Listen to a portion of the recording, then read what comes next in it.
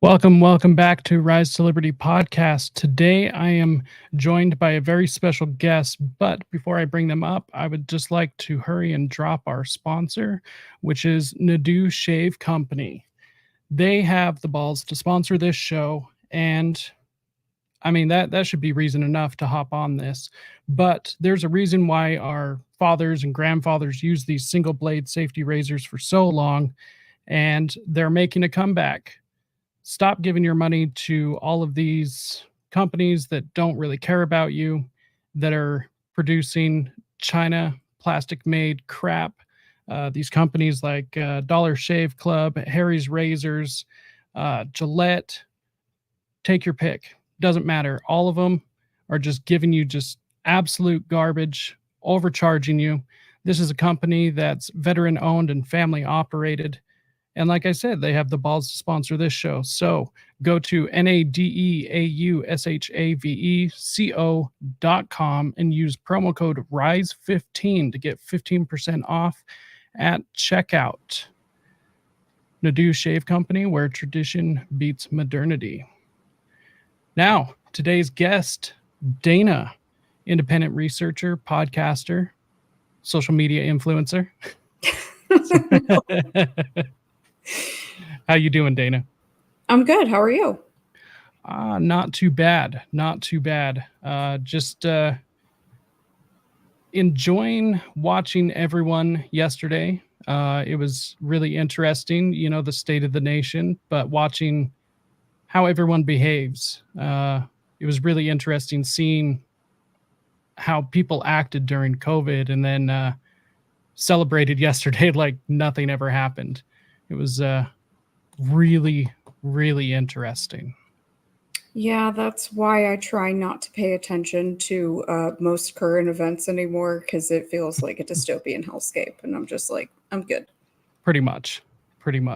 So for people who don't know who you are, who are you? And what do you do? Well, in my normal life, I'm an ICU nurse, and I primarily am known for my research on the Process Church of the Final Judgment, aka Best Friends Animal Society. And that's really the core focus of my work. Obviously, I try to be as thorough as possible, so it brings in some other seemingly unrelated topics or, other narratives, but that is my primary focus. And where did you get started in all of this? Obviously there was a time when you weren't doing this and now there is. So where did all of this begin? How did you stumble upon it?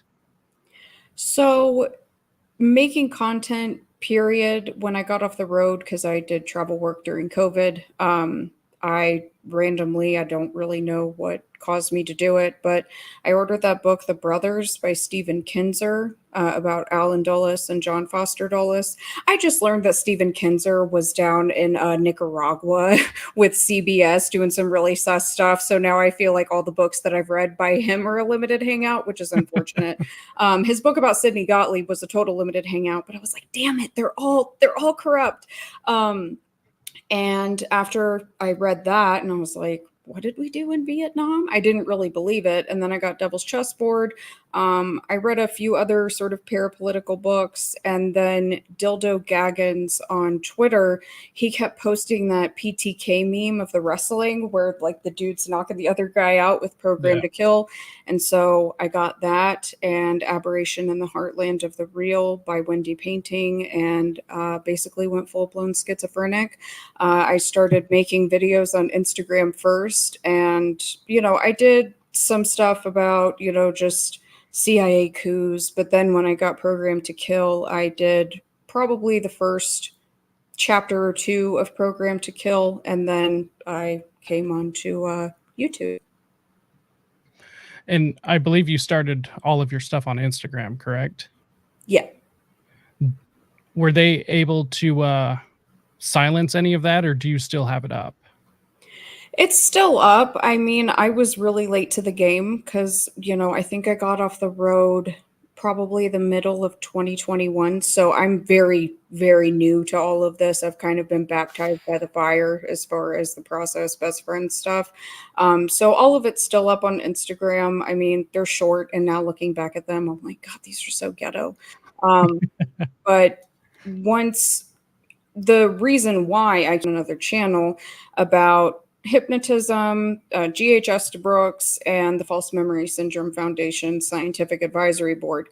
And it was primarily for the ex-Scientology community on YouTube. Well, there was a very negative reaction from some ex-Scientology influencers in regards to me pointing out that their heroes were on the False Memory Syndrome Foundation Scientific Advisory Board. I got a lot of backlash out of nowhere, and I said, okay, well, now I got to come on here and lay all of this out. So let's just back up a little bit, because I've actually been getting into this as well. Exactly what is the False Memory Syndrome Foundation? So the False Memory Syndrome Foundation, I believe it was founded in 94. It might be 92. I haven't looked at it in such a long time. So the origins of it was it's Peter and Pamela Freyd. So those are the parents. Their daughter, Jennifer Freyd, when she got a bit older, she had what most of us would call repressed memories, which is your body goes through a trauma when you're young, and it's been scientifically proven, it's been medically proven that you have a sort of protective mechanism to protect your psyche as a child if something is happening, whether it's violence, sexual abuse, anything of that nature. And obviously these things vary by person, but when she was an adult, she had repressed memories of her father abusing her. So what her mother decided to do was to save the reputation of her dear husband, created the False Memory Syndrome Foundation. It was a nonprofit that within, I believe the earliest I tracked the first CIA doctor, confirmed CIA doctor onto the Scientific Advisory Board, I think it was like a month and a half. You have some pretty prominent CIA doctors showing up. And it really exploded almost overnight. They were primarily sending, physical circulars in the mail. And one of their first circulars that they ever sent out was, how do we know that we're not in the business of protecting pedophiles? And one of the reasons that they gave is we look like nice people that you would want to be friends with. And the other reason was, we would take a lie detector test even though we don't feel like we should have to, and we would pass. And those were the only reasons that they gave. Obviously, they made a lot of money, and they did, shutter their doors very silently. Coincidentally, around the time of the late Lieutenant Colonel Michael Aquino's death. Is it related? I have no idea, but they are still out here pushing this crap. This stuff is still being touted as science, primarily through something that is called the Gray Faction with the Satanic Temple. And we still have one of the biggest girl bosses of the False Memory Syndrome Foundation, Elizabeth Loftus. She has quite a roster of clients that she has represented, including Ghislaine Maxwell. From Oliver North of Iran-Contra to Ghislaine Maxwell. I mean, she's really run the gambit. But they're still out here pushing this crap. And in my opinion, it's, why else would you bring in CIA doctors unless it was a cover-up from the things that some people like to pretend didn't happen during what is commonly called MK Ultra. Though there were kids that were used in those experiments, and those experiments haven't stopped. But what a perfect cover-up. And why would you need CIA doctors with those certain areas of expertise on their resume? What the hell does that have to do with false memory syndrome? It's not a real syndrome. It's not real. This has all been debunked, but that's something that I feel very strongly about. And obviously I've had some pretty public beefs with Lucien Greaves of the Satanic Temple. Yeah, that guy's a joker. So you said you started with the CIA operations, basically. And when when did you find the False Memory Syndrome Foundation, like along your researching path?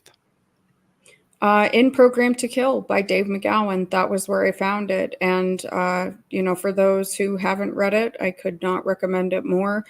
He is no longer with us, but, he lays out, and some people like to call him a stupid conspiracy theorist and XYZ, but go look at his footnotes. You can find these things. These things are confirmed.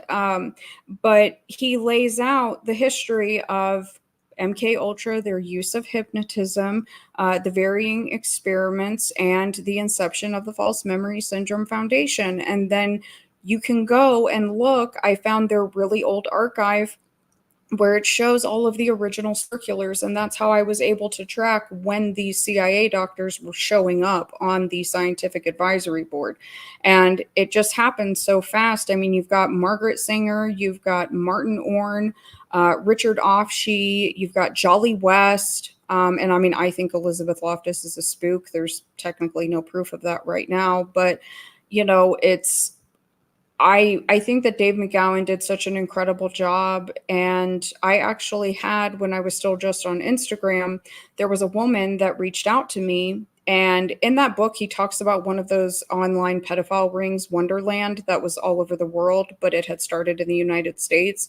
And this woman reached out to me and she goes, "Who wrote that book? No one's ever talked about my story before." And she sent me videos of her doing advocacy and talking about being a victim of that ring. It was a bunch of Microsoft executives here in the States that got in trouble. I think that he gave a voice to a lot of people that otherwise nobody would know. And I mean, he's my biggest inspiration. I don't do heroes or like golden calves. And obviously, if something bad came up about Dave McGowan, I would address it. I wouldn't want to, but I would. But he's probably, the closest thing that I have to a hero if I was going to have one. I would definitely have to sign on to that as well. You turned me on to his work. Not that I ever like dismissed him. The whole excuse of, oh, they're a conspiracy theorist, that doesn't hold water with me. I mean, it's a non-starter for me. It's a misnomer, first of all, and that's just a clever way for people to be able to subcontract their own thinking. It's just ridiculous to me. And I had never really I just never really sat down and given him the time until I had come across your work and saw how highly you spoke of him. And I see why. It's absolutely incredible. And unfortunately, he is no longer with us, because I think he would still be doing amazing things. I am very glad to see that his daughter and his kids have kind of kept his memory alive, though. That's really heartwarming to me, that they themselves, even though I don't know their personal opinions, it seems as though they find value in keeping his work alive. Yeah, absolutely. And I think that's awesome. That's really cool. Like when people tell me that like they finally read something of his, and his daughter does maintain his website, and he's got some funnier stuff on there like Wagging the Moon Doggy. He has a really fascinating read about the Abraham Lincoln assassination. He covers a whole deluge of topics. And for anyone that didn't know, he was the first 9/11 truther. He literally wrote about it the next day, like saying like, all of this isn't really checking out. I think that he was ahead of his time. And I agree that if he was still here, man, I would love to pick his brain. But I do think that he would still be doing what he was doing before he left. Oh, yeah. And with the popularity of Weird Scenes, he definitely would be a lot bigger name than I think he had ever been before. I had watched an interview of his where he was talking about how he had gotten more reviews for Weird Scenes within a week than he ever had on any of his other books, like within a period of 10 years. And that just made me smile. I was like, oh, it's happening. So that's That's absolutely incredible, and I'm definitely glad that he was able to leave us with what he did.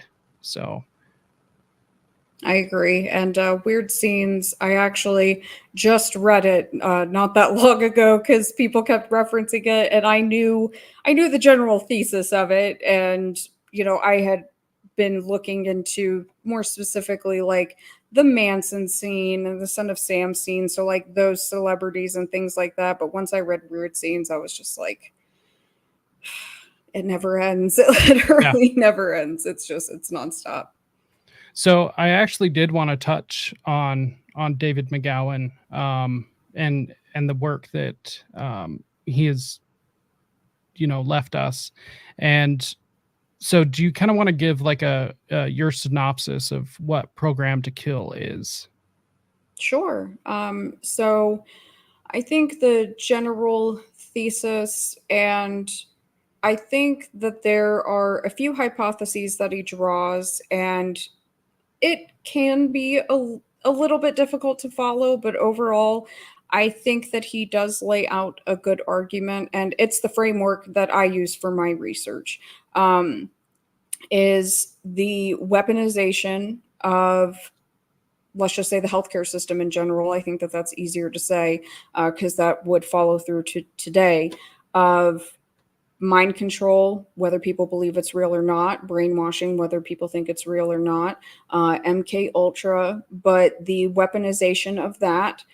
Combined with the collapsing of the hippie culture and the end result serial killers being serial killers. And I do believe that the False Memory Syndrome Foundation is a huge part of that because, this is all looking at it from the timeline of the hippie culture, the collapsing of it, the Satanic Panic, and in the middle of all of that, we have all of these serial killers. And nobody can objectively look at everything and say that it's not the same now. We don't have a bunch of serial killers anymore.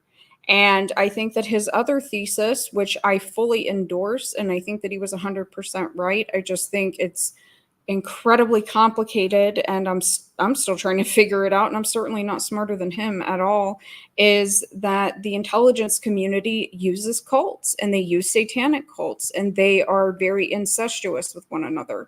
But that satanic cults do exist. The satanic ritual abuse does exist. False memory syndrome is not real. And a lot of this stuff has been weaponized against the public and propagandized. But I think that his overall thesis is absolutely correct. So one thing I wanted to bring up to you because I thought you would find this funny and not a in just the best twisted way possible, but I find it interesting that we can like I hate using the term normie because I don't like separating myself from people like that, but for lack of a better term, normies can totally agree that like child abuse happens, Satanists exist, cults exist, and they can agree that all of these things exist separately. But as soon as you put any of them together, then it's just crazy. Why would you ever think that that could possibly exist? And I think that that's what's so damaging about the False Memory Syndrome Foundation is it's just a bunch of officials being able to say, no, that never happened. That doesn't exist. There's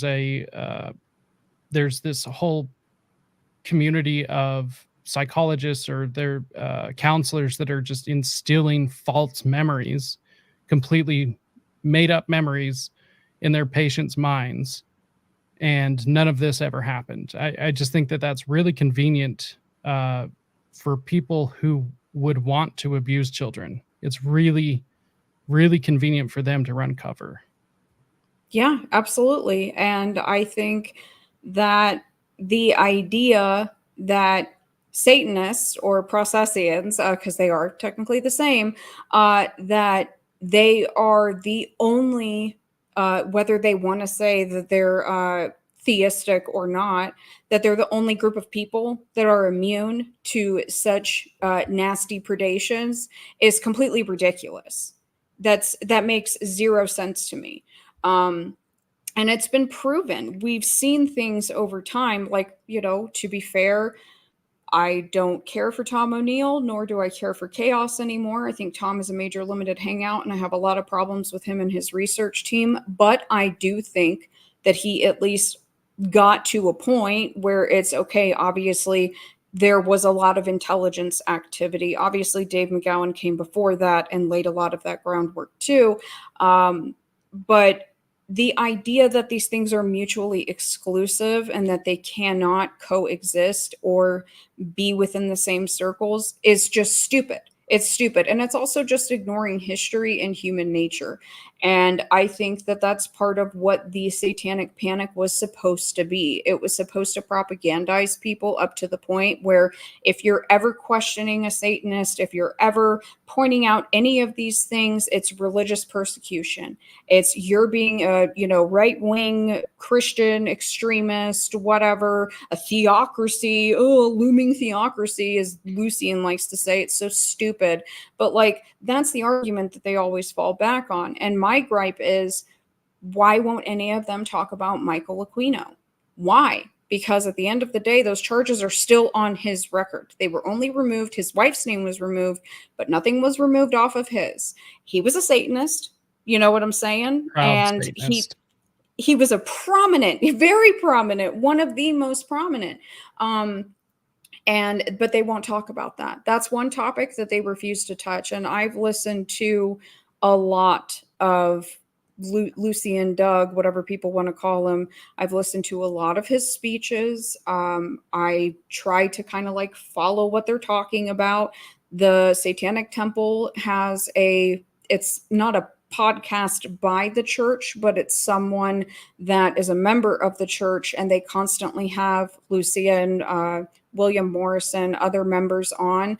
And, they joke about stuff like that. They joke that they wish that the Satanic Temple was like a blood, sex, magic cult, and they just talk about a lot of really weird things that most of us would be like, what the hell are you guys talking about? And there's been all these rumors, right? It's just rumors about the process, the Manson family, the Son of Sam cult, cults in Georgia during the Atlanta child murders, cults in Florida, the Hand of Death cult, all these different cults actually doing these things. But because of the Satanic Panic, you're not allowed to point out that when they talk about those things, or else you're being an extremist and you're, persecuting them for just trying to be edgy Satanists, and they're libertarians, and it's a joke.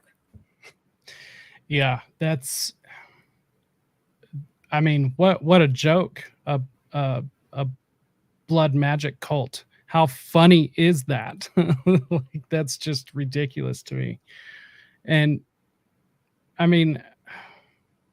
it's really frustrating to me that there are these people, and anyone who ever paid attention, the Satanic Panic basically made Michael Aquino a household name, from people like Oprah and Geraldo, Ricky Lake. All of these daytime talk shows virtually made him a household name.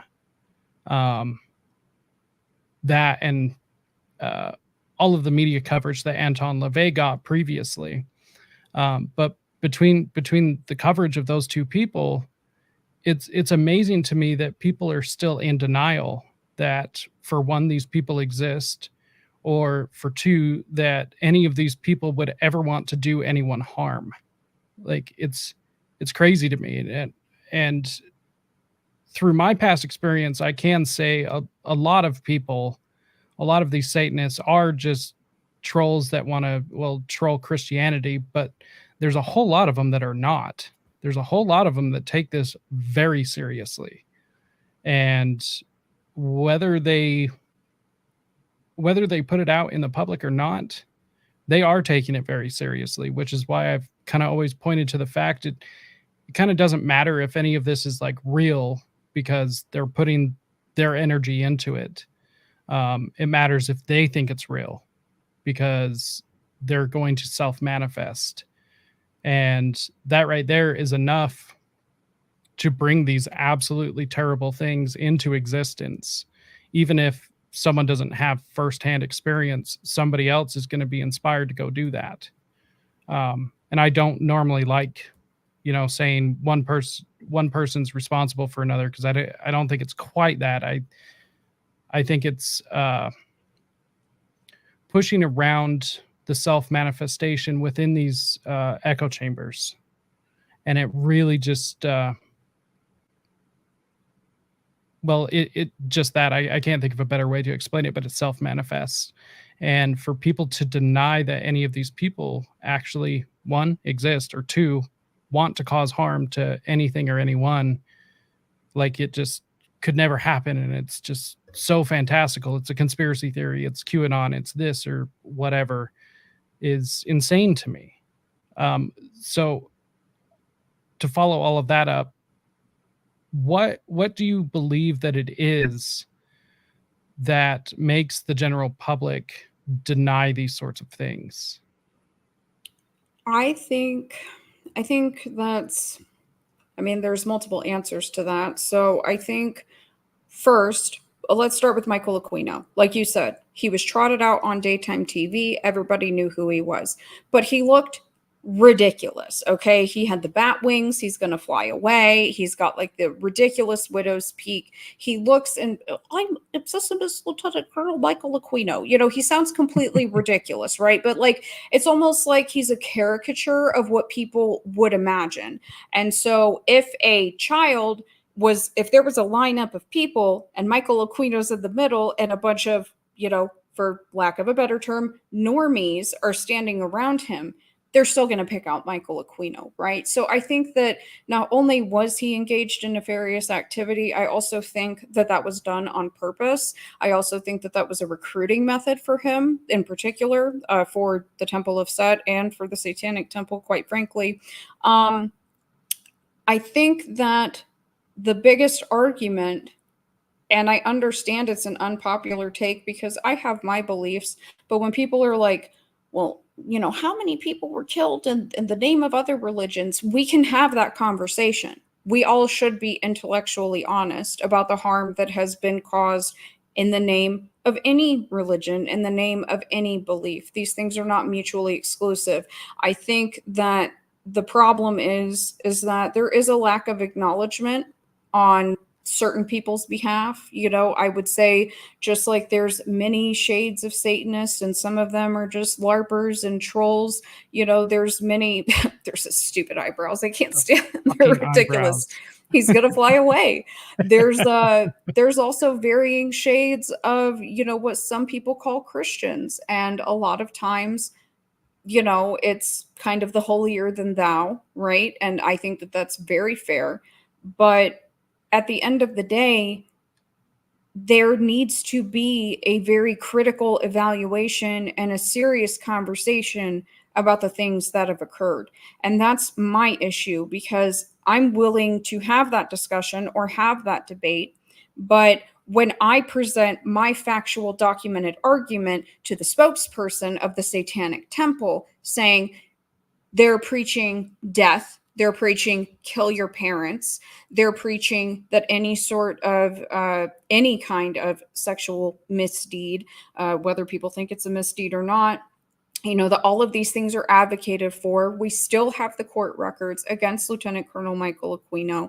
These things are documented fact. There's also court records from the process. So why can't we talk about them? Why do I get called a stupid conspiracy theorist and a Christian extremist when I'm willing to have a conversation about the things that people would perceive would be my theological beliefs or my religious beliefs that has caused harm over time since the dawn of humanity? Why can I acknowledge that, but the Satanist and the Processians can't? It's always this, you're a conspiracy theorist, it's fake. And so I think that it's easier for the general public to just kind of go with the crowd, because that is the natural way of things. Like, some people don't feel that that's the best use of their time or the best use of their energy, or it's easier because of pressures within their family or at work, whatever the case may be. Life is very complicated and things are not black and white. So I understand it to an extent, but for the individuals that are being the spokesperson or the face or are involved in the operations day to day of an institution that is federally recognized for their beliefs, they need to have an answer for this instead of just saying that they're edgy, they're goth libertarians. Like, I'm goth too. I don't care. That doesn't hold water with me. You guys need to have an accounting for it. And everybody getting real antsy about it anytime I bring it up, that just makes me think that I'm getting closer to something. Yeah. No, I think it definitely shows that you're over the target. Especially after seeing, some of the attacks that you've been through. I think they're willing to do pretty much anything to keep the lid on this. What I think is interesting these days is our ability to share information is really changing the landscape of things. I mean, people weren't having these conversations 20 years ago, 30 years ago. For the longest time, the Satanic Panic was just that, just an overblown moral panic concocted by right-wing Christian moralists that just wanted to force everyone to live the way that they are living their life.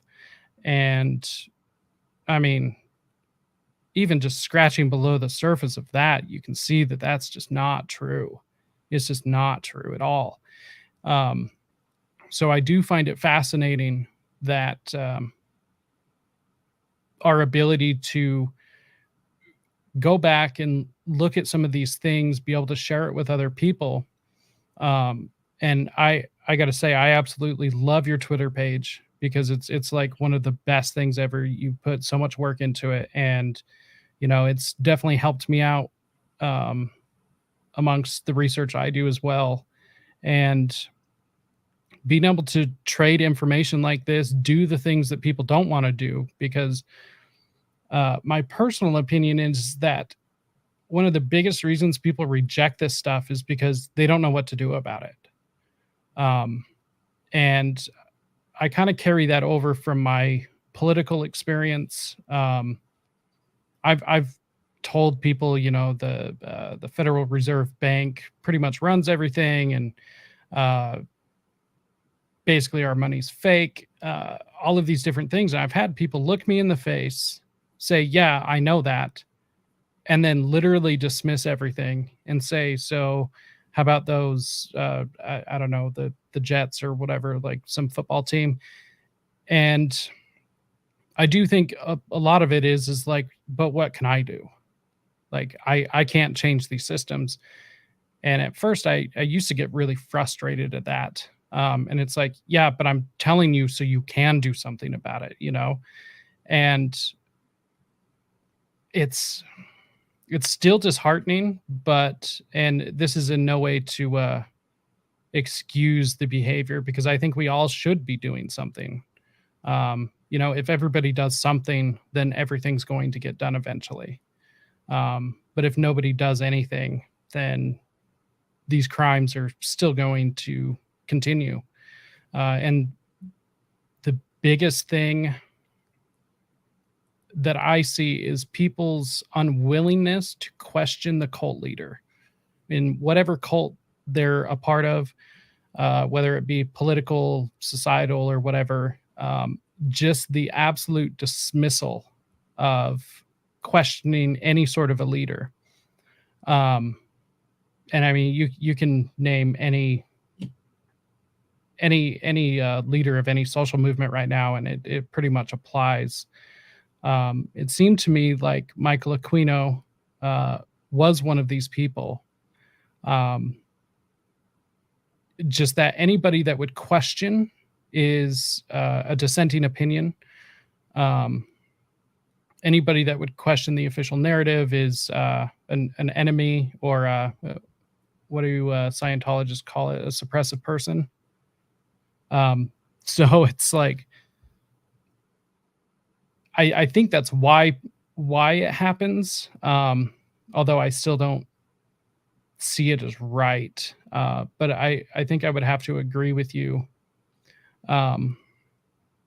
But one thing I do want to cover before I forget about it is a term that you've used a couple of times now, just for anyone who doesn't know. What is it that you mean by a limited hangout? Oh boy, this was the topic of a bit of beef recently. So, when I say limited hangout, I'm talking about, well, and it's an intelligence term. It's we're going to give what we determine is allowable for public consumption. It's either limited hangout or the public consumption narrative. So what are we going to feed the public that will kind of, cull the herd, right? But we're going to leave out a lot of other things. And so that's what I mean when I say limited hangout. I'm sure there's a more eloquent definition, but it's what are you being shown, whether it's, through mainstream media, through certain lots of people that seem like they're not mainstream, unfortunately. And then when you really dig in and start looking at everything, it's what's really there. And then you start to see, and I tell people, you got to make your own determination, make your own opinions based off of the information that's available. But when you're not being presented with all of the information that's available, and a hillbilly like me can find it, and these people are supposed to be way smarter, and they've got funding and networks, or certain presidential candidates, funding their operation, that to me seems extremely disingenuous and like they're trying to spin a narrative. But that is also, in its own way, people fearing speaking out against the cult leader. And I'm not saying that, every, media person, alternative media person is a cult leader, but you will be dogpiled for talking about certain people, whether they're deceased or whether they're still alive. And obviously, if they're still alive, like, it's a bit more aggressive. But I've been dogpiled for speaking against, not even against, but just about, in a not necessarily favorable light, the late Mae Brussell. Everybody freaked out, and that was where the topic of limited hangout came up, because I am of the opinion that Mae Brussell was a major limited hangout. But again, it's a matter of looking at things objectively, taking the emotion out of it. And that's really difficult for people. People have a hard time. And I get it to an extent. And I would just rather people be intellectually honest with one another and say, it's just easier for me to just go with the flow. So I'm not going to engage. Okay, fine. I respect that. At least you're being honest, right? You don't want to unlearn the things that you've learned. That's okay. If you want to continue, go ahead. But for me, it's like, I'm full-blown schizo. I can't unsee these things. I can't unknow these things. And I'm just constantly going to be looking. So for me, it's either, take it or leave it. It is what it is. I'm not trying to spin it in one way or the other. That's why I show people everything. That way they can just make their own determination. Obviously, I'm allowed to have my opinion, but, I think that there's a lot of people that are a limited hangout, some who I used to be a very big fan of. And it's unfortunate, but it's just the way of the world. It's not like it's going to change now. Thank you for expanding on that. I always try to make sure that there's enough for people who might just be coming into a lot of these subjects for the very first time, enough to go off of, but also try to provide enough for people who have been into these for quite a while. So thank you for expanding on that. I have to agree. It's really sad to see that somebody you thought you could look to at one point could definitely be compromised, or even if they're not compromised, they're incredibly biased in one way or another, knowingly. And I would have to say that I agree with you on the Tom O'Neill thing. I believe you had posted a thread about his research team, which I find very questionable. And it's difficult too, right? Because I don't think like his book is entirely garbage, but I also am not going to point to it like a beacon of truth, right? But the first question I had about it is, why now are we allowed to understand and know about Jolly West? Like, that secret was hidden for so long. And I mean, after when I was in high school and found out about Operation Mockingbird, I mean, that just changed the game for me. And so there's certain things like that I agree with you. It's like we're allowed to know, or it's put out to us intentionally. And I just find it really strange that that secret about him and the CIA connection was, lost or hidden for so long, and now all of a sudden it's like almost common knowledge. So my feelings towards Chaos and Tom O'Neill have changed a lot over time. And honestly, there was an interview that he did with Mr. Process, Rick Rubin, recently, which is interesting because Tom really hasn't been doing a lot of interviews, but where he said that it was actually Ted Gunderson of COINTELPRO who told him to look into Jolly West, to really focus on Jolly West. He said this probably like a month ago, maybe a month and a half ago. And this was right when he announced that there was going to be a Netflix documentary about Charles Manson. And I imagine it will be very similar to the Son of Sam documentary because these things do tie in together. I think first off, Ted Gunderson, big red flag. So, because again, that is Mr. COINTELPRO himself. I think that once I heard that, in my opinion, Jolly West immediately became a red herring from the process. That's my personal opinion. As far as, saying throw away the book or not, no, I think that there is value to the book, but I think that Tom is extremely disingenuous. I think that I wouldn't even say plays down. He ignores Manson's Scientology ties. I would say it's process ties because the process and Scientology are the same. And, he talks about Terry Melcher and how the crimes were all contributed to Terry Melcher, but he ignores the process ties to Terry Melcher. And so I have a problem with that. With Jolly West, I think that there is a very good likelihood that Jolly West was involved in the things that were happening to Charles Manson.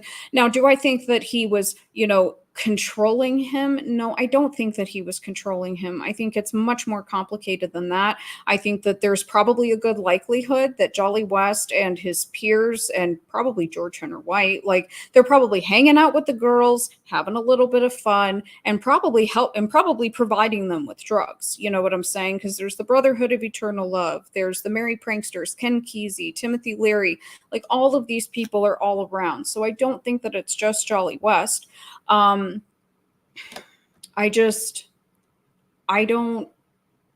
don't know why it's taken so long.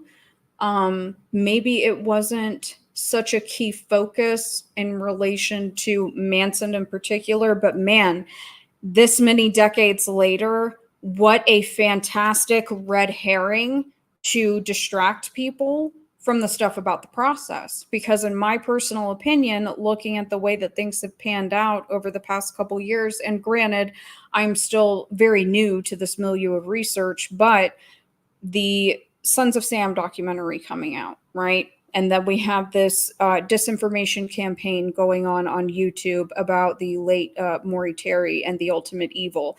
And then, Chaos was just kind of lingering. And now we have, this stuff with the octopus documentary, that's also a major limited hangout. They also were doing some work with Tom O'Neill. That's out of their mouth on the Danny Jones podcast. To what extent, I don't really know.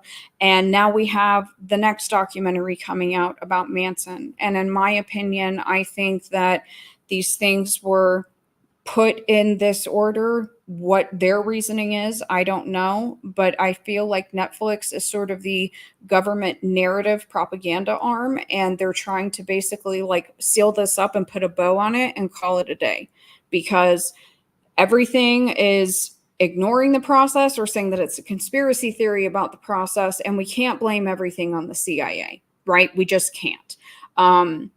And I do think that it's interesting because I've gone to Ed Sanders' archive. Ed Sanders, the author of The Family, I've gone to his archive twice, and he had a really big file on Martin Orne, who was also on the False Memory Syndrome Foundation Scientific Advisory Board. But he was doing research for the Office of Naval Intelligence, and he was in that area around UCLA specifically. Martin Orne would pull a hell of a lot of rank over Jolly West. So if it was actually, if Manson was involved in something with the Office of Naval Intelligence, that's a lot more complex. And honestly, that's a lot more juicy because, you know, a lot of people think, you know, the church committee, that those hearings, like, we're exposing MK Ultra and we're exposing the CIA and they've got the heart attack gun. And it's like, no. Like, that was a limited hangout. Yeah. That was them going, hey boys, like, we got to tell everybody that we're stopping this. We're moving it underground. But that was just the CIA that was being put on display. The Navy had their own program, the Army, the Department of Defense. Like, there were so many other programs that were identical and the same, if not worse. And those weren't shut down. Yeah. So I think that what Ed was looking into, I think deserves, you know, a deeper dive, a deeper evaluation. And also, you know, Manson was hanging out and was friends with a lot of really weird hypnotists that were naval assets. So I think that Jolly West is just a big red herring. I think because he looks like what a caricature of a nefarious CIA doctor who, you know, shot an elephant with a dart gun full of acid. And, you know, that fits what people are willing to accept and think that that's done and it's over with. And there's no cults. There's no cults being used to traffic weapons, to traffic drugs, to traffic people. There's no cults being used as hitmen, you know, as front groups for all of these different things, and that the government is well aware of what they're doing and they're working together in harmony. That's a lot harder for people to accept.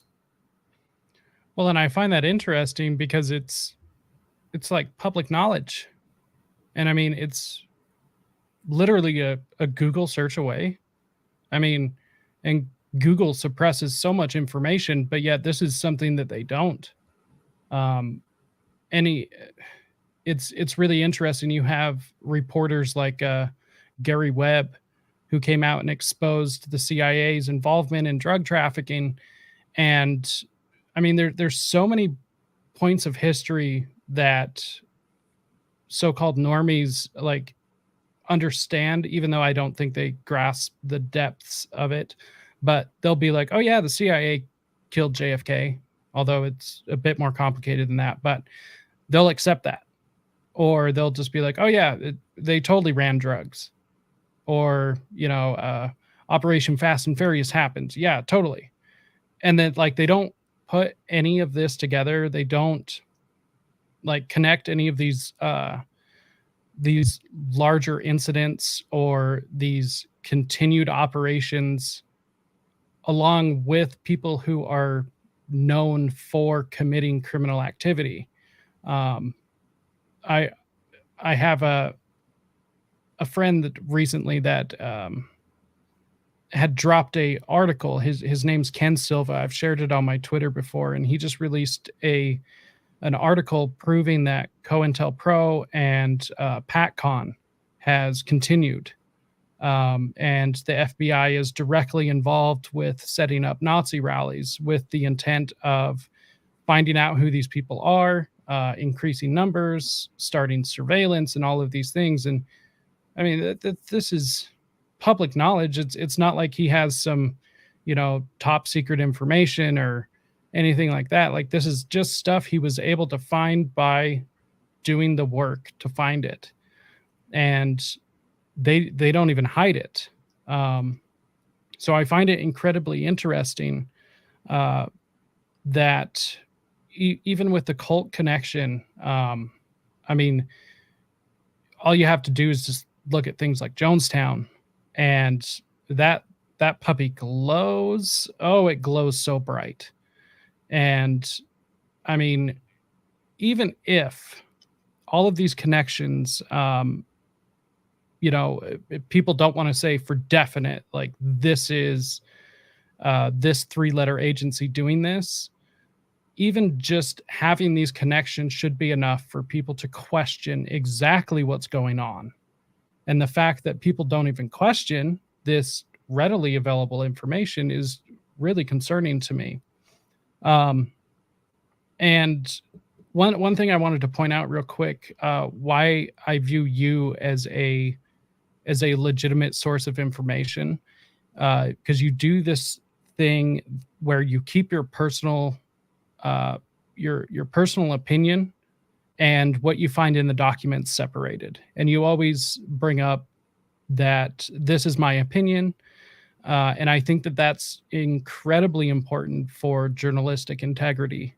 And so I just want to say I definitely applaud you for doing that. I think it's incredibly important. Definitely something I try to do as well. So one thing I did want to ask, and to get into this, because we've keep touching on it. What is the Process Church? That's the question, isn't it? That is the ultimate question. Well, thank you. I certainly don't consider myself a journalist. I'm just a hillbilly nerding out on the internet. And, My I've met a favorite. lot of cool people that are, people that are smarter than me that have helped me out. The Process Church of the Final Judgment, aka Best Friends Animal Society, is, in my opinion, one of the most nefarious and also most successful continuing intelligence operations / cults that has ever existed. So the public consumption story is that the Process was founded by Robert de Grimston and Marianne de Grimston. They were disenchanted Scientologists in London. They decided to start their own spin-off group, Compulsions Analysis, and it was a small group, didn't get too big, and they just happened to live in one of the most expensive districts, the Mayfair district in London. Lots of celebrities coming in and out, particularly the Beatles. And then they just decide to pack up their stuff. They go to the Bahamas, they go to Mexico. Now, the Church of Scientology's internal records show that they were doing paramilitary training there. According to the Process, they were finding Satan, or Satan was finding them while they were beating themselves in huts. I think that there's a little bit of truth to both of those. From there, they go to New Orleans and California. They are incorporated in New Orleans, interestingly enough, by Thomas Jude Baumler Jr. That is Tommy Baumler, who was working for Guy Bannister of JFK fame, who was a wandering bishop. They go to California, proselytize. They definitely are not involved with Manson, if you ask them, because some of them are still alive. And right around the time of the Manson crimes, they decide to sort of spread out. We see them go into Toronto. They go to the East Coast. And that's kind of where they like to leave things, because according to the public narrative that you will see in the Sons of Sam Netflix documentary, that you will hear from the Satanic Temple themselves, that you will also hear from founders that are still alive, because I have had very unpleasant communications with these people. They disbanded in 1974. So anything past that timeline is not real. It's fake news. Don't ask questions about it. The truth is that, yes, Robert and Marianne de Grimston, they did, co-found the Process. But the reason why they had to leave the UK was because the British Medical Association was going to shut them down because they were making people sign waivers that if their mental health was negatively affected, that they could not come after the process. So that's actually why they left. They did go to Mexico and the Bahamas. They did come into New Orleans, but they were also in California earlier than what is officially stated. They do admit in the court records, because they sued Ed Sanders. They sued him twice, settled out of court in the States because he wrote the book The Family about Charles Manson. Here in the States, they yanked it, they screwed him over. But in the UK, on their own home turf, they lost. Ed won. He actually made case law in the UK with that libel suit. But in those court records, you see that they did come to California earlier than what was previously stated. And they also admitted to having interaction with Charles Manson. Do I think that they were honest about the extent of that interaction? No. And like I said, I've had to go to Ed's archives twice, but there's a lot of smoke in his files that he was not able to include in his book. And I know that eventually he just kind of tapped out of everything because they were running what the Scientologists would call fair game. They were legitimately fair gaming him. Once they're in California, the Manson crimes happen. For whatever reason, they decide to close their Rome chapter 5 days after the Cielo Drive murders. According to the IRS, Robert Grimston was in Rome at the same time as Sharon Tate and Roman Polanski. Now, does that mean that they were hanging out with each other? No, not necessarily. However, there is a book called Love, Sex, Fear, and Death, and the largest portion of it is an interview with another founder, Timothy Wiley, whose mother was working for British intelligence. She worked for the Department of Economic Warfare. He talks about this really weird, vampire movie that was being filmed there at the time. And so I went and looked up all the people that were involved in that movie who Timothy Wiley said that the process was hanging out with. There's Sharon and Roman. So yes, they were running in the same circles. Why else would the IRS be providing that information? Another thing that no one discusses, and this is up to the present day, is the ties between the process and the RFK assassination, because there were a lot of rumors that Sirhan was involved in the process. This comes from immigration services and from the FBI. For whatever reason, though, any discussion from the authorities on RFK, they don't want to touch it. I think it's interesting that the most prominent author right now about RFK and Sirhan, that their book is published by Feral House, which is a process publishing house. So I think that that's very interesting that they don't mention that. But that's a very complicated story.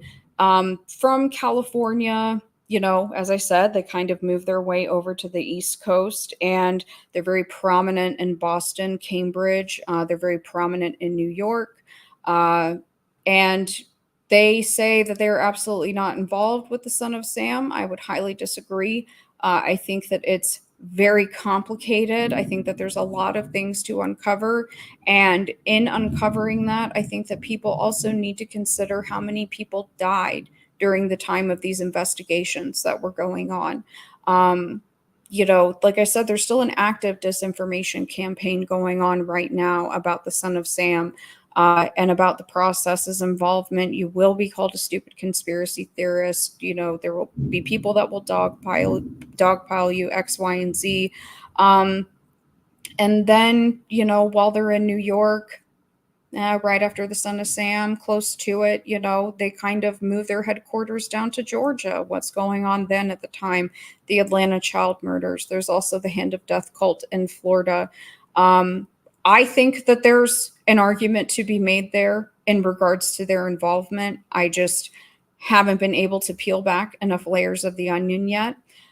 Shortly after Wayne Williams was convicted, that's when they haul over to Utah, and that is when they open Best Friends Animal Society. Now, they run under a few different iterations of names at that time.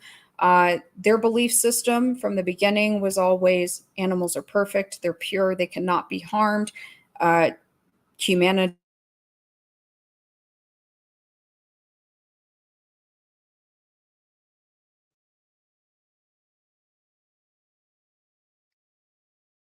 Oh, looks like Dana froze.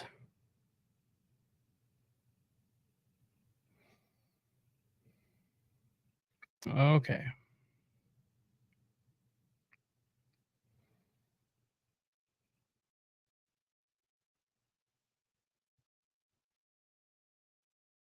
All right, everybody. Just one sec as we get her back up.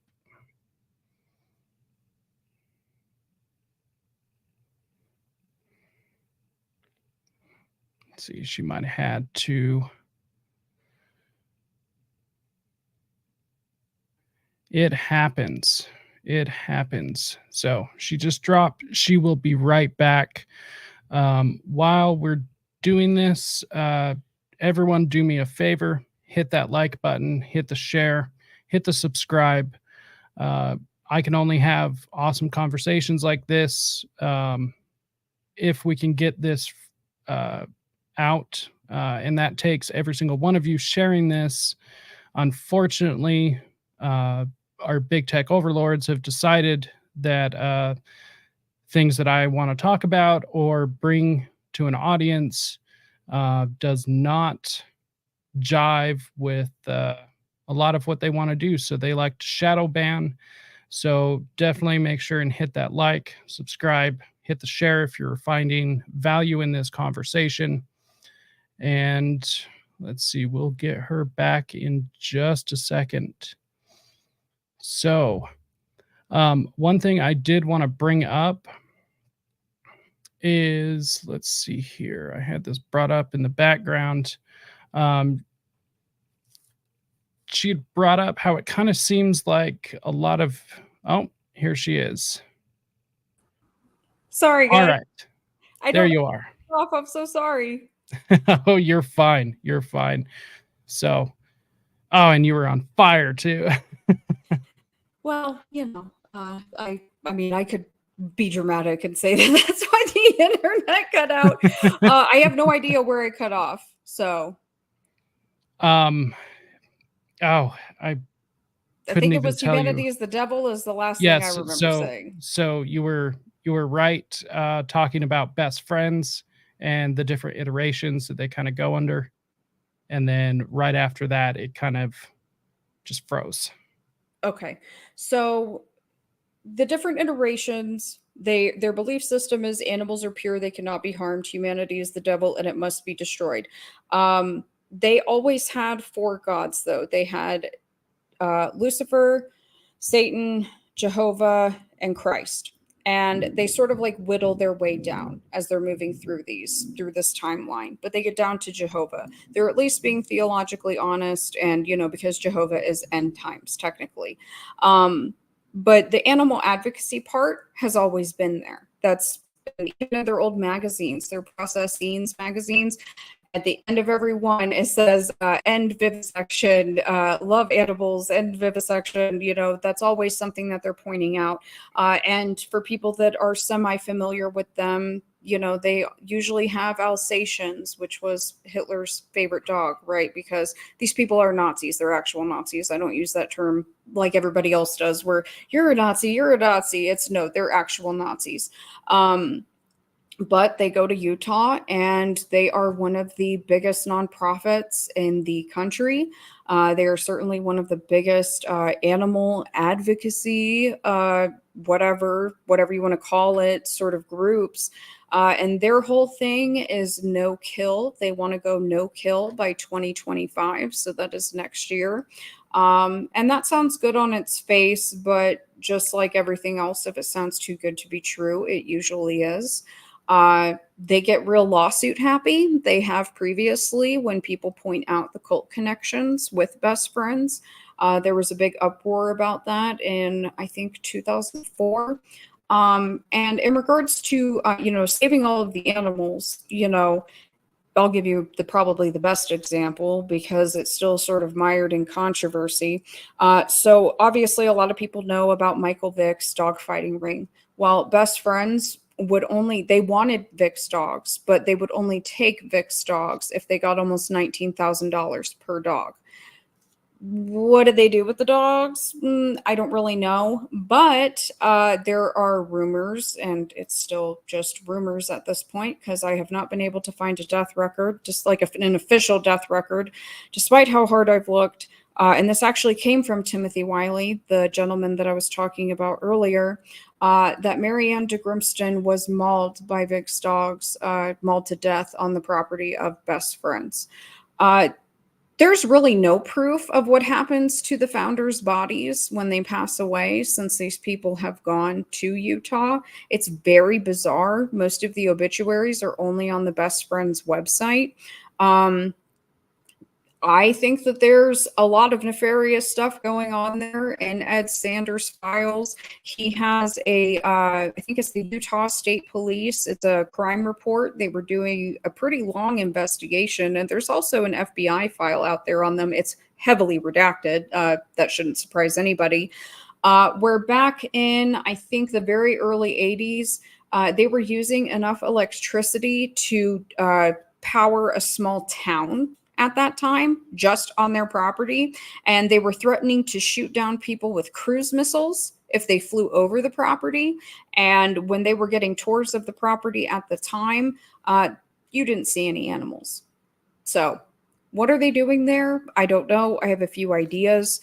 But I mean, that's what the process is. It's best friends. They're your best friends. That's what the process is. They're your best friends. And they love animals. Who So could they say. who could ever not believe that? Because they're animal lovers, so of course they're telling the truth. Well, I think that they're fantastic at propaganda. I think that they've been playing the long game since day one. And how brilliant is that, where you somehow dodge all of these accusations and a lot of corroborating witnesses over decades of countless crimes, and I do mean countless crimes, and maneuver it into something that has been a core belief since the inception of the purity of animals. And you're able to bring in all of this money and all of these celebrities, and everybody's naive because you've been able to dodge all of these accusations. And by the time the accusations come around, it's, well, we're out here saving animals, so how dare you? But when you really look at, I mean, particularly in California, you know, the way that they set it up, I know I think it's LA County, was they would get contracts with the county for, you know, just the local shelter, the Humane Society, and they would say, we're going to take all the dogs, right? So that way none of the dogs are put down. That sounds good in theory, but they were not vetting the dogs at all. They didn't know if the dogs were used for fighting, if they were used for breeding, if they had a history of attacking other animals or people. There were children and adults who died, pets who died, countless lawsuits, permanent physical disabilities. I mean, some of the pictures are horrible, including little kids, but because Best Friends has so much money, they can just buy people's silence. And you know, it's, how are you gonna attack people who say that they're out here saving the animals, right? It's a great way to tug on people's heartstrings. Exactly. So one thing I wanted a little clarification on, exactly where does the connection end and begin with Scientology? Like how are they intertwined?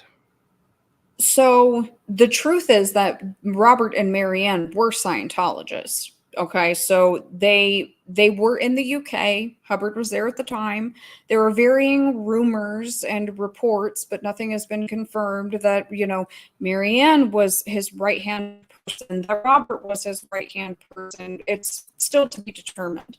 And L. Ron Hubbard declared them suppressive people, technically, but there are internal church documents from the church's old CIA, the Guardian's office, where they will declare somebody a suppressive person to protect their cover. I'm under the opinion that that is what was done here with Robert and Marianne, was that L. Ron Hubbard declared them suppressive people, but gave them orders to run this separate operation. Because the process is doing the exact same thing that Scientology is doing. They were also using the e-meter. They called it a P-scope. So I don't see any separation besides what, again, I would call the public consumption narrative is, oh, look, they're declared suppressive people. They're starting their own thing. But here's the thing is, if actual fair game, L. Ron Hubbard's, policy for attacking people that have been excommunicated from the church, that didn't really happen to the process. There was a very brief period after what happened with Charles Manson, and it was very, very brief, where they were saying Charles Manson wasn't a Scientologist. We're offering up, $30,000 to anybody who could help quell and squash these rumors, and this is an attack. And at one point, they did, blame it on the process, and they also blamed the Zodiac on the process, which I do think that there's some smoke there, as well as the Gall and Sharp murders at that time. But otherwise, it's been pretty much radio silence, in regards to the process. That's why I think that they were a protected operation. And when you really sit there and kind of evaluate L. Ron Hubbard's old teachings and the process's teachings and put them next to each other, it's like the process is almost like a dark mirror, or like black Scientology, like dark Scientology. And the only thing the process has, and again, you give credit where it's due, it's brilliant because they're playing the long game, was they had that theological flavor for everybody, because they were able to get into the Jesus freak movement, the Jesus people movement, but they were also able to vibe with like the motorcycle gangs, the Satanists.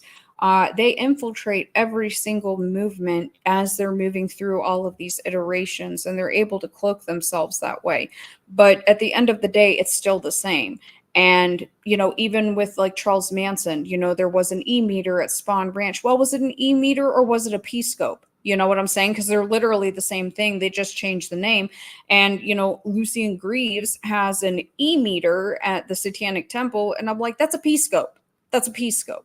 Like, and even Lucien himself talks about on that podcast that I was mentioning earlier, how the statue for the Satanic Temple, it's inspired by the process.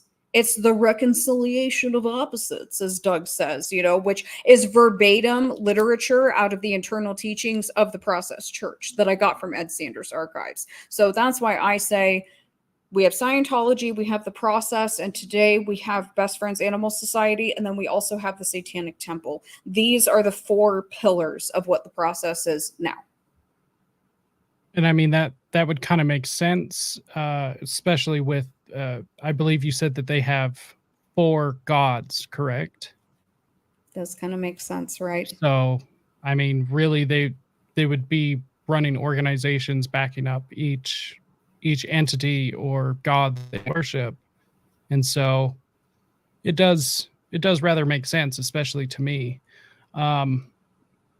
So is there any word, and that this is just for clarification, but is there any word about the connection today? I know you had said that pretty much the official story, and this is what I've been able to find for the official story, is that the process had disbanded in 76. And so is there any comment from any like Scientologist or any Satanists out there now about anything having to do with the process after 76? Well, Tom O'Neill has moved the goalpost in regards to when the process disbanded on that aforementioned Rick Rubin podcast. I think that's what they're going to try and pull in the Netflix documentary. I think they're going to move that goalpost a little bit later. As far as official word, well, I mean, I got doxxed by one of the founders of the original process, one of the guys from the UK that's in the documentary Sympathy for the Devil, which is a documentary about the process.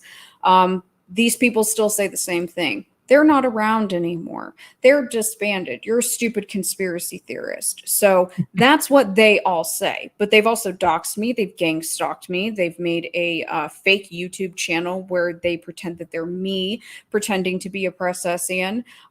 They've also attacked other people pretending to be me. They created a secure email account in my name and have contacted people to, say that it's me and, I'm a Processian.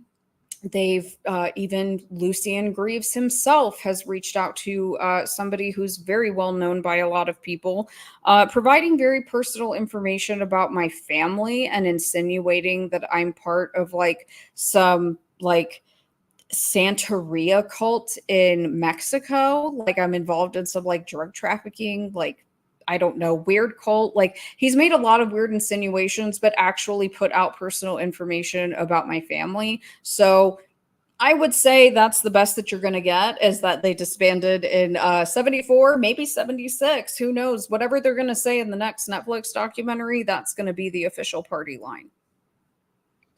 Interesting. And so the upcoming Netflix documentary, does Tom O'Neill have direct connection with that? Is it based upon chaos? From what I understand, it's based off of chaos. I don't know how much involvement he'll have in it per se. As you said before, you had seen stuff that I had posted about his research team and things, regarding him directly as well. I have a very strong feeling that that research team will likely be involved in that documentary, and some of those people were involved in the Sons of Sam documentary. So I don't have a lot of high hopes for it. I don't think that Tom is suddenly going to turn around and, do the risky thing, in my opinion. And the risky thing would be, at a bare minimum, to acknowledge Scientology, but really talk about the process. He's not going to do that. He hasn't done it thus far. In his opinion, what he said was that there wasn't enough evidence to his standard in regards to the process. And I said, well, that's fascinating because the FBI and immigration services would disagree. So I don't really understand where he gets off thinking that his standard is what's relevant. But this is just my opinion. And like I said, I don't think that, you throw out chaos. I think that there is valuable information to be gleaned from it. I have a feeling, though, that a lot of it is going to be that red herring of Jolly West.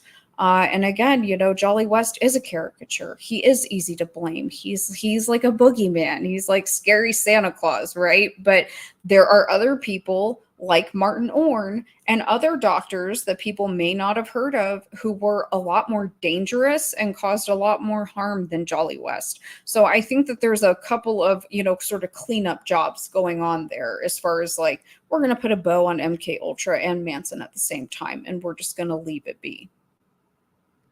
Interesting. Yeah, that's because I do know that, or I suspect, I should say, that Sidney Gottlieb was always like the fall man for MK Ultra. Like he was always the one that was like named, the one that you could criticize. He was the head of it, and he was the one pulling all the marionette strings. And so I find it interesting that I guess we're now getting a replacement for him in Jolly West, because I still just find it interesting. Like we could have never have found out his actual connection. I mean, obviously there was always speculation and educated guesses with his involvement. I mean, now knowing what we now, with what we now know, it would be hard to imagine him not involved with MK Ultra in the way that he was, especially with his connection to Robert Lifton, Margaret Singer, not Singer, and Martin Orne. It's just really interesting, I think, that he is now getting put up on the MK Ultra altar as like the responsible person. When there was definitely people that were way more hands-on, way more responsible for a lot of these things. So what do you think the intention behind trying to like wrap all of this up is? Is the purpose to basically like lead astray, or is it really to finish out the Satanic Panic in like it ended, it's over, it was a failure, like stop looking over here? I think that whether all parties involved are aware or not, I think that there's a few things that are being accomplished. I think in regards to Jolly West, I think that it is portraying him and placing him in a distant time, very far away in the hippie era, when in reality, you know, Dr. Wendy Painting has laid out a very decent argument that Jolly West was absolutely involved in the things that were going on with Timothy McVeigh. That brings that very into the now in regards to like PatCon and that kind of stuff and the Oklahoma City bombing.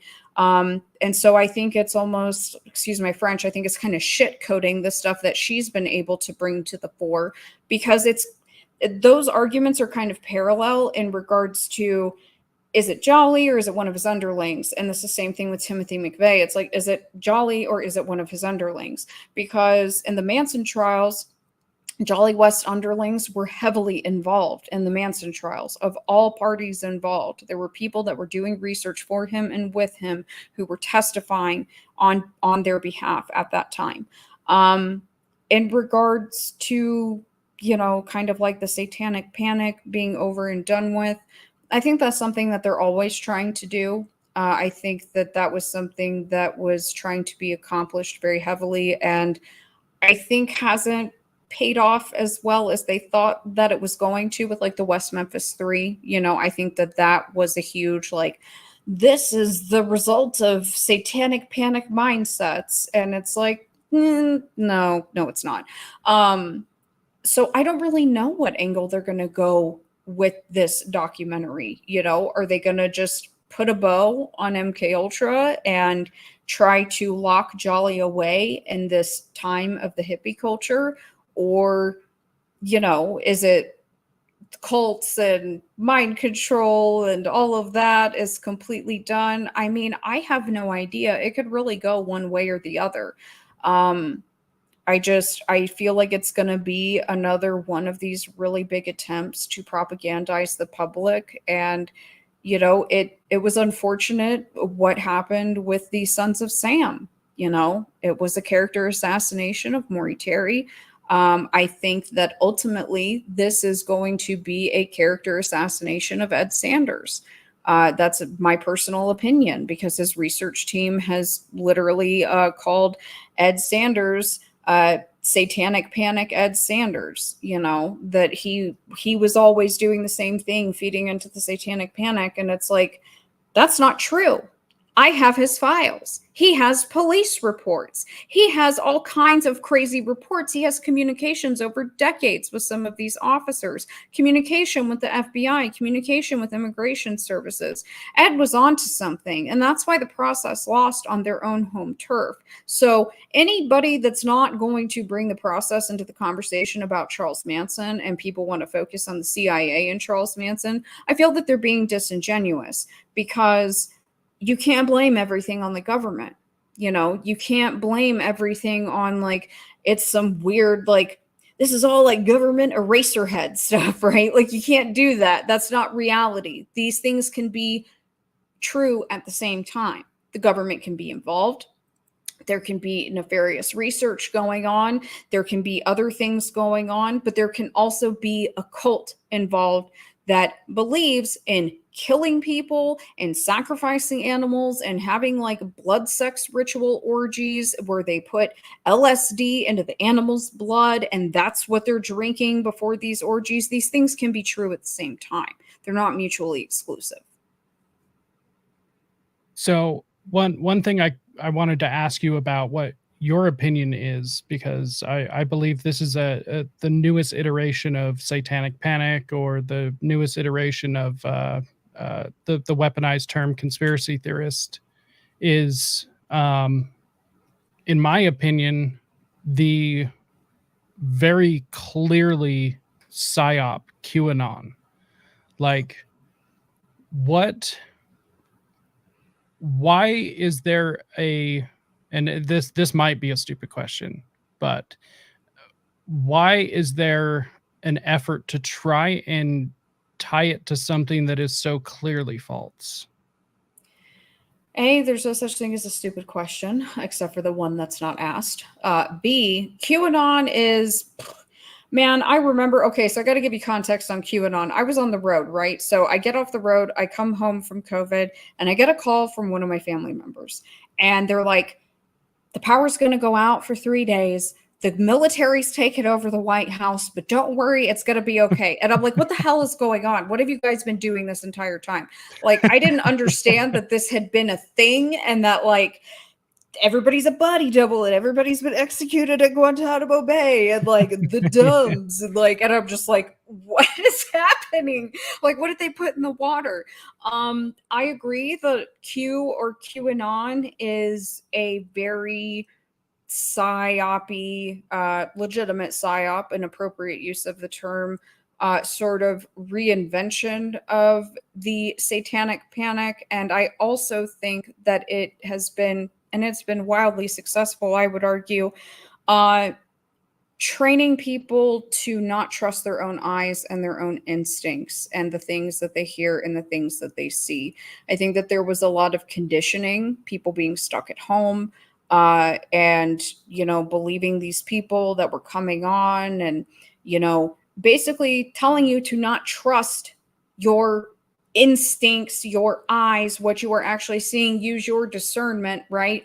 And, you know, people believe a lot of, I mean, people believe crazy stuff. That's not new. But like the idea that everyone is a body double and that everyone's been executed at Guantanamo Bay, and just all of this really preposterous stuff, I think that that is a really effective way to dismiss and shitcoat the very valid concerns that I would argue Ed Sanders brought up with the family in regards to snuff and human trafficking, that Maury Terry brought up decades ago, because these guys wrote these books decades ago, in regards to elitist having sex parties with children, cults being there, these terrible things happening.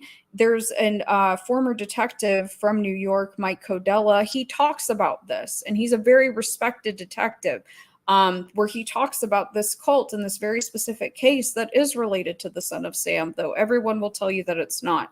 I think that that is an effective way to dismiss these things that have been established, that some of us know now, and that these men that came before us knew back then were going on, right? And oh, it's definitely not happening now. But what was Jeffrey Epstein doing? And what was Ghislaine Maxwell doing? And this whole narrative that it was Epstein and, you know, it was his network. And no, Ghislaine's the one that's still alive. And people, you know, it's her family. That was her network. It is her network, because the idea that any of these things have stopped is a complete joke. But that's another example of them putting a bow on something and saying, okay, we're done. Like, he's dead, right? He was in jail. She's in jail. We don't have to worry about it anymore. Nobody's getting punished. The media feeds like, oh, we're going to put out more information of the list. We're going to put out more of this. And it's like, that is a metaphorical carrot to keep you chasing that high. There's never going to be anything that comes to fruition. How many times do they have to tell you that no one is going to be punished, that none of those men were found guilty of anything? How many times did they say that over and over again on the news, even with this last release? And, you know, I used to be a huge fan of Whitney Webb. I am no longer, because, you know, she ignores the very very blatant Scientology ties to the entire Epstein network. Ghislaine Maxwell's father, Robert Maxwell, he was a Scientologist. Adnan Khashoggi's wife was a Scientologist. I'm of the opinion that there's a very good likelihood that Epstein was probably tied to Scientology. It would just make sense because being a Scientologist is like a status symbol, you know what I mean? But I think that these different narratives trying to just close everything up, but then you have the weird QAnon always looming on the internet, always going on in the background, and there's always new things being added to it. I think that it's a way to continue to discredit real victims that are truly traumatized, that are seeking help and seeking community. And I also think that it's a way to, you know, shitcoat the idea of human trafficking altogether, which is a shame because it is happening, but it's an easy way to blow it off because people will just say you're being a conspiracy theorist. You know, I've had Lucy and Doug call me QAnon for bringing stuff up, and I'm like, I'm not QAnon. That's insulting. But you know, he likes to pretend that his one functioning eye can't read. So one thing I'd like to point out is that the Epstein client list, it is out. I mean, we know who these people are. The biggest reason that it doesn't get more attention is just because the people on the list are not like celebrities. Of course, there are some, and I'm sure there's probably more than what we know. But most of the people that we do know for a fact are on the Epstein list are just no-name billionaires that you've never heard of. One person I'll point to that has done amazing work on that is Ryan Dawson. I mean, he researched Epstein for over 15 years and has suffered greatly because of it. In fact, he does have a Epstein crime map, which is absolutely wonderful. So if anyone's interested, I highly recommend that. That's also a person that, from what I understand, this is secondhand, but somebody who Whitney Webb takes a lot of work from and does not give him credit for. So, you know, take that for what it is. I just find it quite interesting that there's all these moments throughout recent history where it seems like the truth starts to come out, and then all of a sudden society or the United States, I guess, because we're at the center of pretty much everything, it seems like, that everyone gets lulled back to sleep because all of a sudden it was like these really concerning crimes coming out with all these really well-known, super powerful elite figures. And I use elite loosely, but then everyone gets lulled back to sleep like, oh, okay, it wasn't real. It was just a made up thing. And everyone like gives this collective sigh of relief, like, oh, okay, good. So, you know, pedophile rings aren't real. And I think that that's an absurd notion. Once again, it's like people will recognize that child abuse exists. They'll recognize that pedophilia exists and is a problem. But then as soon as you say that they organize at all and are able to work within front of everyone's face, then all of a sudden it's just the craziest thing that you could possibly say, and it just could never exist. And you're crazy for even insinuating such a thing. I mean, yet there's people all the way from, you know, these no-name, I guess, for lack of a better term, loser pedophiles that are just, you know, literally somebody living in their mom's basement, all the way up to the president and CEO of Disney and everyone in between. And like, there's no set type of person who is a pedophile. And I just find that interesting. So even with all of this evidence that comes out, especially everyone that tried to debunk Pizzagate. And it turns out they turn around and get arrested for really bad things on their computer. And I just find that interesting. If to kind of wrap this up, I think it's interesting. There is really similar correlations between QAnon and a operation called Operation Trust, which actually took place during the Bolshevik Revolution. It was a way for the Bolsheviks to basically find people who rejected their authority or their supposed authority, and they were able to find people who didn't agree with the revolution, and they were able to put them on a list. And there are agencies out there these days that do like to put people on lists.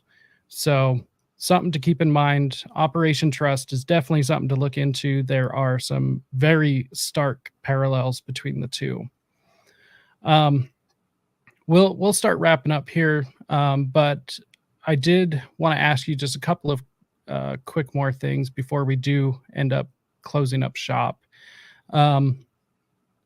What do you believe actually happened with MK Ultra in the 70s? Do you believe that it continued as it was being performed? Did it go underground? Did it end entirely? What are your personal opinion? Well, my opinion, which, I haven't completely finished laying out, but I believe that I will be able to with supporting documentation, and the process is a part of it, is it went underground, but it went into the cults and it went into drug rehabs and alcohol rehabs. That was where it went into, was also like the group therapy milieus, because, behind all of this, there's always the Esalen Institute kind of lurking in the background, and the Tavistock Institute, which is, basically it's British, forefather, I guess you could say. But these things are always kind of lurking in the background. And, we have the church committee hearings. It's MK Ultra's over and but, you see all of these cults getting a lot of government funding, getting government contracts to, do these outreach programs and these volunteer programs. And of course, they're targeting the mentally ill, they're targeting prisons, and they're also targeting, mentally handicapped children, and, ethnic minorities and people who are disproportionately financially affected. But then we have what happened at Jonestown, which, obviously that public story is for public consumption, and that's not what happened. But that's the time when a lot of these groups come together and they say, we want to be recognized as a religious institution. Obviously, tax-free status doesn't hurt, right? Because they're going to be able to pocket more money and line their coffers with it. But that is when a lot of them do get that IRS recognized status for good, because they were well aware that Jonestown was very close to being exposed for what it was, which was, an intelligence operation where the United States valued the commercial interest of the government over the bodily autonomy of the American people. And obviously that situation's very convoluted, but no, I don't think that it ever ended. I think that it moved into the therapeutic sort of milieu.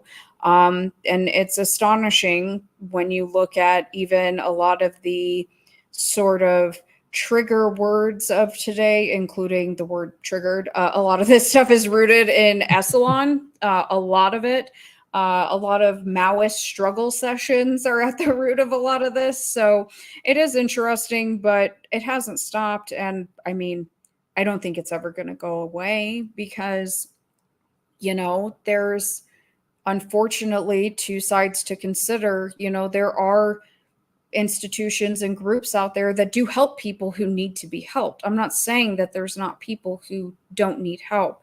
There is, but these things have been so corrupted over time. And the good ones and the ones that are, operating with good intent to help the public are becoming far and fewer in between than, the majority. And so, I have very strong feelings about the healthcare system after what happened with COVID. I'm of the opinion that the whole thing needs to be just and start over, because there has not been a public atoning. And quite frankly, I think that it needs to be the same for these, groups that are supposed to help the downtrodden, help the mentally disabled, help the poor. There needs to be just back to the drawing board and starting over, because there's too much corruption that is just, you can't do it. Sorry, got to start over. Sorry, bye. We're just gonna just start from scratch. So that's how I feel.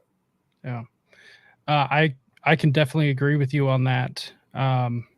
There are major issues, and after what happened during COVID, if you don't believe that there are issues, that there are people out there that literally put profits over people, that there are people that have absolutely no intention of helping anyone, while also simultaneously getting rich from not helping people, then you got your head in the sand.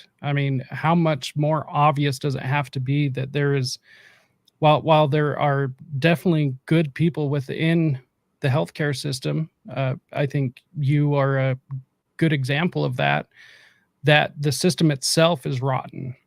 And I think this goes for politics as well. This goes for a lot of different systems, that it doesn't matter if there are good people in there, on the macro level, that because the system is rotten, there's only so much that good people can do.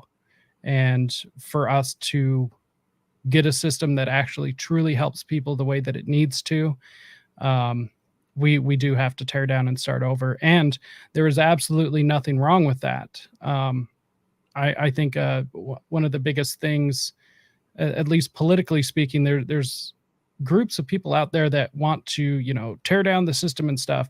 Those are the people that are dangerous, because they don't ever want to replace it with anything. They just want to tear it down. And that's not good. You need to replace it with something, because we do need some of these systems.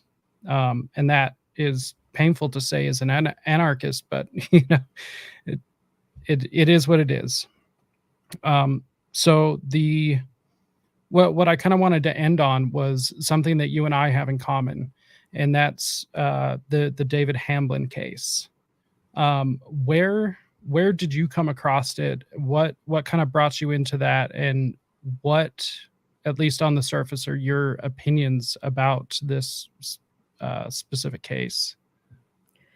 So I came across that case more so, it was more so David Levit than Hamlin in particular, but I was very curious about that press conference where David Levit was like, "Me and my wife Shalom don't eat kids, and we're not Satanists," and all this Yeah. really crazy stuff. And I was like, he just said what?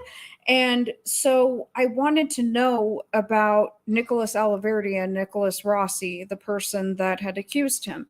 And so I decided to take sort of the Nick Bryant approach that he took to the Franklin scandal. And I said, let me look and let me see what I can find. And it turns out that Nicholas Alaverdi and Nicholas Rossi, he wasn't lying. It's very fascinating. So, it's sad, but it is fascinating. So David Levit came out and made those really crazy statements. And obviously the sheriff at the time, I think his name was like Mike Smith or something, he came out and he said, we weren't going to say anything. We weren't going to bring up your name. And we certainly weren't going to say that you or your wife were implicated in a satanic ritual abuse case involving child cannibalism. It was Nicholas Alaverdian going online and naming David Levit and his wife Shalom. I'm not sure if he named David Hamlin, because again, like my primary focus was Levit, because that was real wild. But Nicholas Alaverdian, he actually was a ward of the state for most of his life. And he got laws passed in Rhode Island because he was able to prove that there was a program in DCYF, and it was what they called internally the Night to Night program. The Night to Night program was where they were trafficking kids who were wards of the state in between various states night to night. You never got a warning. There are certain laws and restrictions depending on the ward's age and where they are, that they're supposed to be an amount of time where the next of kin, if they have one, is notified, like through a phone call, like, hey, we need to move them. We're just letting you know. Even if it's like an hour or something like that. There was no notification. These kids were moved through multiple states. One of the places that they were moved to was the Boys Town from the Franklin scandal, the same one that Charles Manson went to. And two of the people that are named in Nicholas Alaverdian's lawsuit were actually named in the Franklin scandal as well.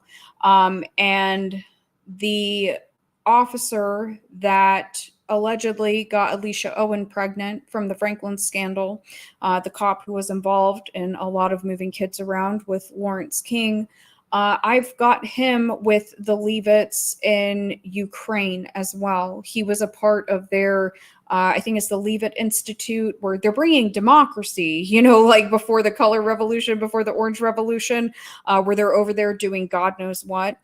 He went to Utah and also went over to Ukraine as well. But with Nicholas Alaverdian, he had a free ride to Harvard. Some fancy doctor had paid for it. He was very intelligent. He brought a lot of unwanted attention to this system, one of the systems that we're talking about, which is DCYF. He proved that there was a massive trafficking network through multiple states.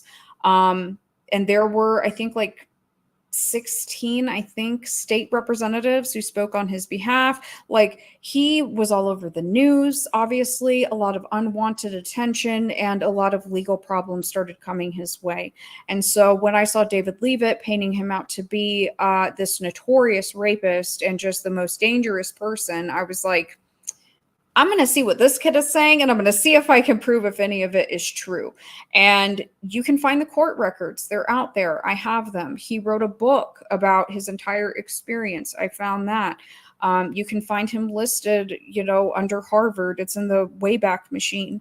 It was an interesting way to look at the entire case, but I think that it brought a lot of levity to it because of the similarities to the Franklin scandal and the appearances of what was just a continuation of the exact same network, because two of the individuals that were named in the Franklin scandal at Boys Town were named in Nicholas Alaverdian's lawsuit.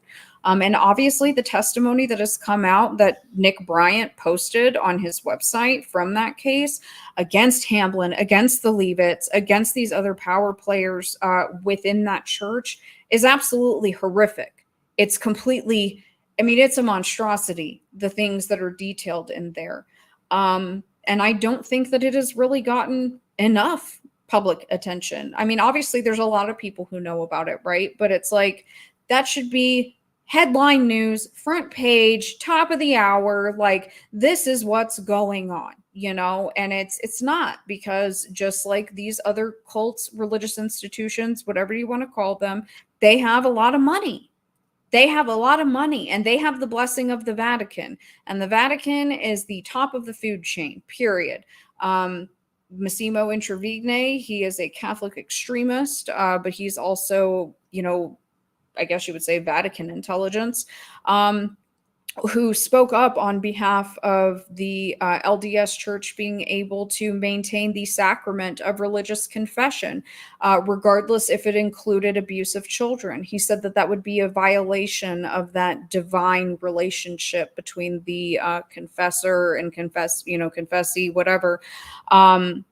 And I just think that it's a real shame. But it's not just the LDS, right? It's not just the Catholic Church. It's almost a meme with the Catholic Church now, right? Like, It's almost a joke, like, oh yeah, priests touch little boys. And it's like, when you understand that it's all of these, they're all working together behind the scenes. And I think that Massimo is a perfect example of that, because Massimo's hanging out at the Satanic Temple. What the hell is a Catholic extremist doing hanging out at the Satanic Temple? Why is he out here preaching praises for the LDS being able to not have to legally report child abuse within the church? And he's doing this with every single group that you can think of. There's no exclusion. There's problems within, the Southern Baptist Church, the regular Baptist church. It doesn't matter what group it is. Scientology, it's all the same. And Massimo is the I would say the forerunner for having everybody scream that it's religious persecution, because that's what he touts. He pretends that he is an advocate for religious freedom, and not feeding into anti-cult behavior or anti-cult rhetoric. But I think that is being I'm being generous in saying this, at a bare minimum, being intellectually dishonest, especially when these institutions have such a repeated and established pattern of behavior of certain individuals abusing their authority within these groups. But I think that case in Utah with David Levit and Hamlin, I mean, that whole thing it really messed me up, because I was just like, oh my God. It's so graphic and it's so rough. And for him to come out on TV and just say, me and my wife aren't eating kids. And I'm just like, oh, yeah. So you are eating kids. So you're eating kids. Like that's what you're telling me, is that you're doing everything that you said that you're not. And that's completely insane to me. Yeah. It was really interesting around that time. For anyone who doesn't know, Utah is my home state. And the feeling around the state at the time, the attitudes online, but also like in real life, was really interesting. Things escalated very quickly after the very first press conference with the Utah County Sheriff's Department. They came out. For anyone that doesn't know, the Utah County Sheriff's Department came out and just announced that they were investigating crimes into ritualistic child abuse. That was it. They didn't name any suspects. They didn't say anything, but they were just asking for victims to come forward, that they were investigating these things, and that was pretty much the end of it. The very next day, the Utah County attorney, who was Mike Levit, he came out, had this own press conference, called all the local press down to his office, and said just what Dana was saying, that me and my wife, we are not pedophiles, we are not cannibals, we don't do these things. The person that's making these claims, like he said over like 12 or like close to 15 times, like this woman is mentally ill, and just like kept pushing that really hard. And it was so strange. It seemed like the temperature in real life and online were split. It was half were saying these things don't exist, stop looking at this, and then the other half were like, look, here's everything, like this exists, like you got to look at this is real, Satanic Panic is fake. And it was just really interesting. And I mean, there was one really good reporter that covered it, Adam Herberts with Fox 13.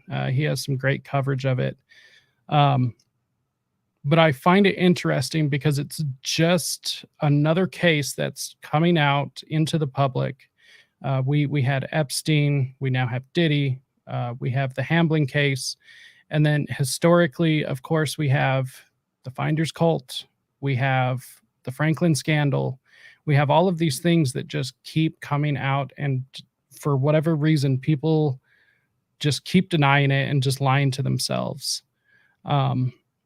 And I find the Hamlin / Levit case very interesting. Mike Levit, Dave's brother, was actually the governor of Utah at one point.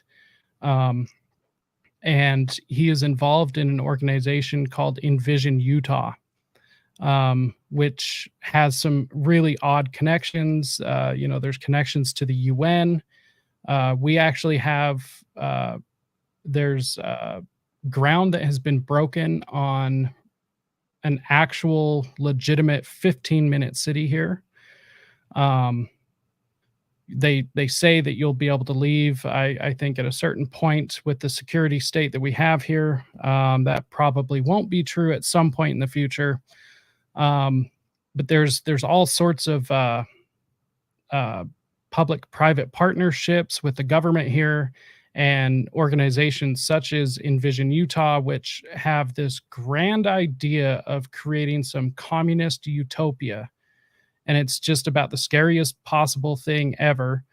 Not to mention we have NSA, the NSA collection warehouse. Basically, all of their computer servers are located here in Utah County, and there's a big overreaching shadow of really nefarious forces here that have infiltrated almost every level of government. And I don't say this lightly, but from what I understand, and there will be a lot of documents, articles, and different things that I'll be releasing here very soon. I've had to have time to put it all together, but for lack of a better term or way to describe this, Utah has kind of become the battleground for what people refer to as the New World Order. I don't know if I exactly agree with that phrasing, but whatever all of these elites get together and meet about, Utah has a very central role in it. And I think this David Hamlin case kind of throws a wrench into the gears. And there's a lot of things that are now being exposed that are trying to be swept under the rug, which is why I find it incredibly fascinating you found it. And then what kind of spawned out of that with your research and your work, and then the connection to best friends that are here. And, there's Satanic Temple here. There's all sorts of really odd things here. And so that's why I was kind of curious about what your opinion was about this. So last question, and because I don't want to keep you too long, but one thing I wanted to ask what you thought. Why do you believe that there is like this romantic view of like cults, serial killers, or even MK Ultra? There's like this, oh, it was like a bunch of drug tests and they were just testing LSD, man. Like, why do you think there's this like romantic shroud that's thrown over it? Because you seem to have the people that deny it completely, and then the people that embrace it, but then just turn it into like a big joke almost. I think with serial killers, because I used to be a really big true crime fan, like I used to read all of the books, everything. It didn't matter what it was. And I always tell people Jim Jones was my first. So when I learned the truth about Jonestown, it really kind of broke my brain. I think that the romanticism, a lot of it has to do with the FBI. It has to do with people like John Douglas and Kenneth Lanning, who are the mouthpieces or were the mouthpieces for the FBI and saying what's true, what's not, despite the evidence.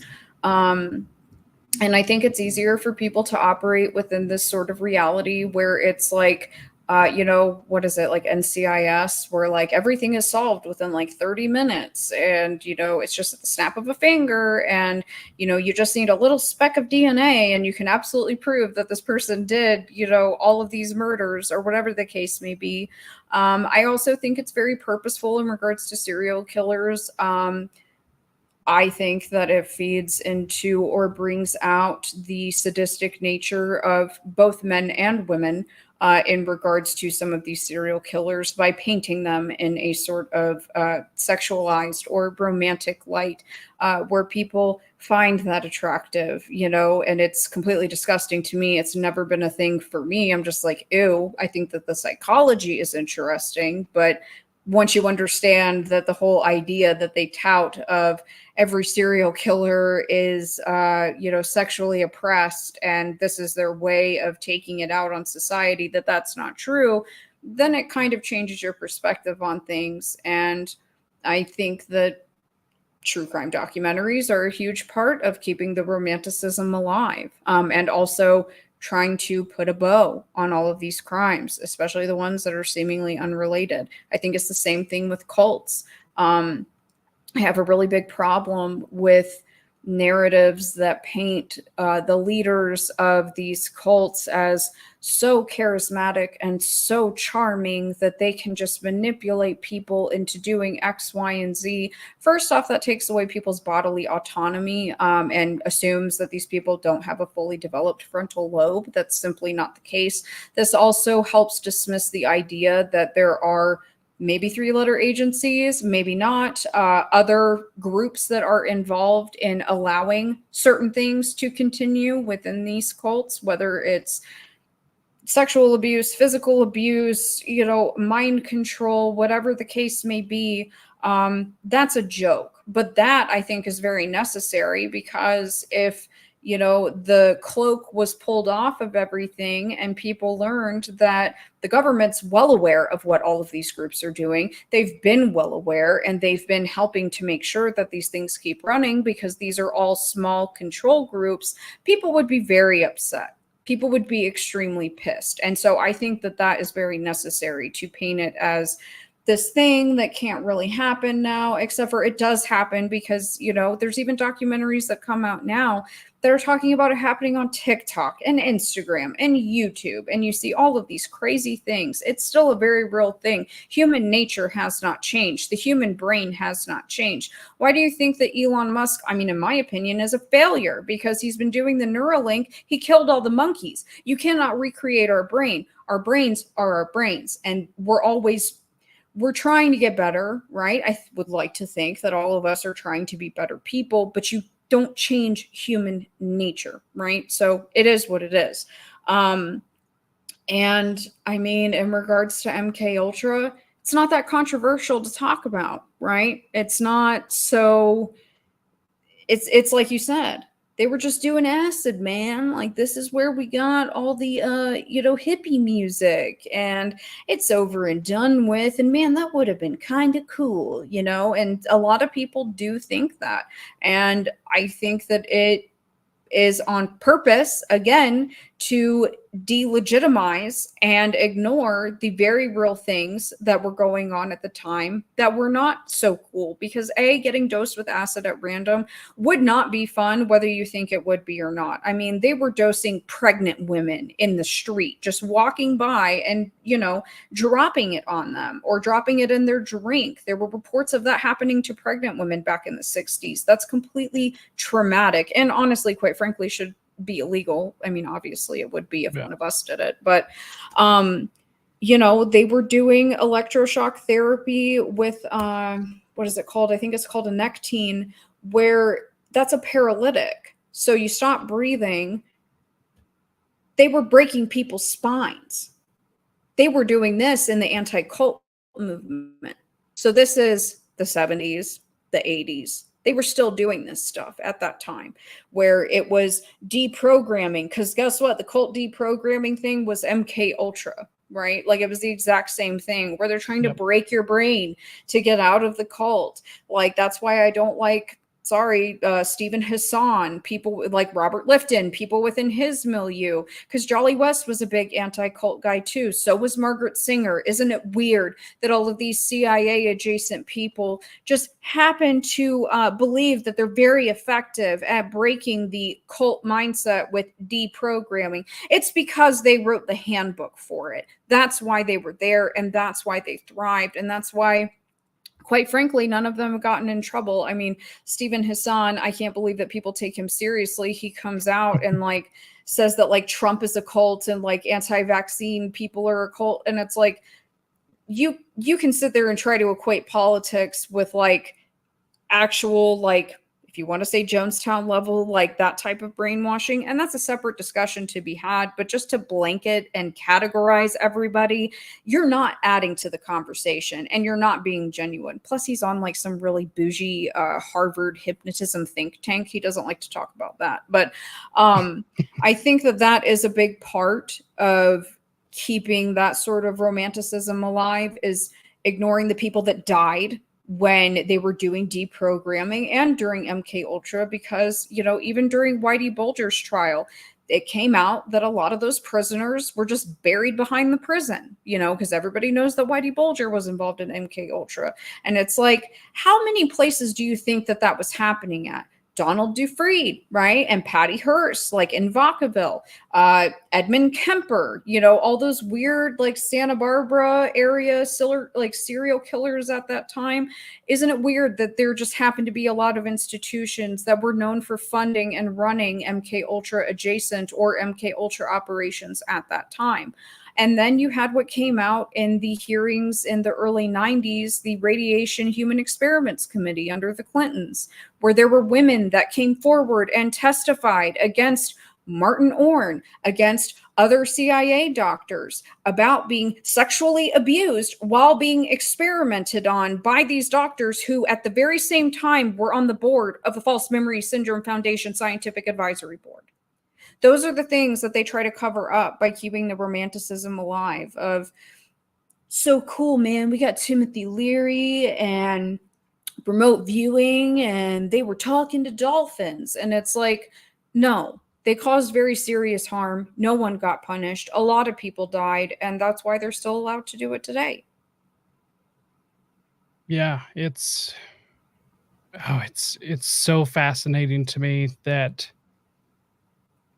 like I said, this information isn't hidden all that well, and it's not like you have to do much to find it. I mean, it does take a lot if you really want to get the full scope of everything, and as I'm sure you know, but just finding what these people were involved in, how they're connected. I mean, you could sit down one Saturday and by the end of the day have a pretty good understanding of what took place, how it was all connected, and what people are allegedly guilty of. I just find it fascinating. But on that, I do want to wrap up. You have been very, very gracious with your time. There are a couple of comments that I wanted to run through real quick. I've been keeping track and found these really, really interesting. So we'll just run through those real quick. Let's see. Mr. Alex 789, Rise to Liberty, just wanted to ask Dana if she is aware that in New Zealand there are serious allegations against Elizabeth Loftus, as she is regularly used as a court expert by the New Zealand, and then the rest is cut off. Were you aware of that? It's been brought to my attention. I just haven't been able to look into it yet. But yes, and that doesn't surprise me. And then let's see here. The Everyday Therapist. I've done several Substack articles about MK Ultra Sub Project 136, which was to research psychic abilities using kids and applying hypnosis, drugs, and electroshock. I wanted to highlight this because I find it very interesting, the popularity of certain things like Stranger Things, which seems to be incredibly accurate. As I'm sitting reading through some of these documents, I'm just kind of shocked at the amount of truth that are put into some of these predictive programming shows, which I do believe things like Stranger Things are, and they also help with the romanticized view of a lot of these topics, kind of soften them for people. Let's see. There's also a lot of people that have been doing like remote viewing on YouTube even. Yeah. And a lot of that's tied into remote viewing.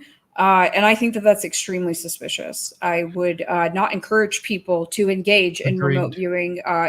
Me personally, I would never do it, but I certainly wouldn't be doing it with people on YouTube. But that also ties into Subproject 136. Oh, hi, Tony C. Hello. Interesting. That's one of my subscribers. Awesome. That's so awesome. But I wanted to highlight this because I definitely agree. Dana has been a wonderful guest, which is why I wanted to have her and definitely want to get her back. And I definitely agree with that. Let's see here. Jack Pendergrass. Awesome to see more people coming together. Dana's work is important. Couldn't agree more. She's in the woods, y'all. The internet is sketchy. I thought that was pretty funny. And then my wife wanted to know, Dana, are you on Substack?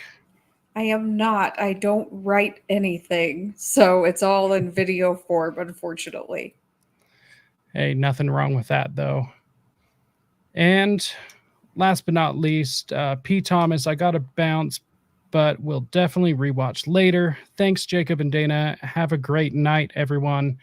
And on that note, thank you so much, P. Thomas, for tuning in. Definitely check out the replay. This will be here on my YouTube channel. It will be on Odyssey permanently. It will also be on my X account or Twitter. Audio version will be coming out this following Monday.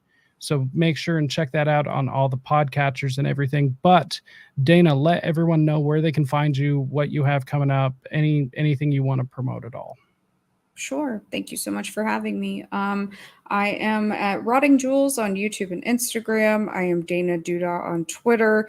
And I'm just constantly discussing very obscure Manson, Son of Sam, Process Church of the Final Judgment, Best Friends, Animal Society, adjacent narratives. So that's what I have coming. So I have made sure to link her stuff down in the episode description. So on your way out, make sure and go hit the like, the subscribe, hit the share button. Our big tech overlords have decided that usually the conversations I have can't get out to people. So I am dependent upon you sharing it, getting these conversations out there, which I think are vitally important. And also make sure and get this out there so we can hopefully get Dana back at some point, because this was an absolute blast, a long time coming, and I deeply appreciate your time. And on that note, hang out for a second. We'll finish up on the back end. And for everyone else, until next time, stay free, my friends.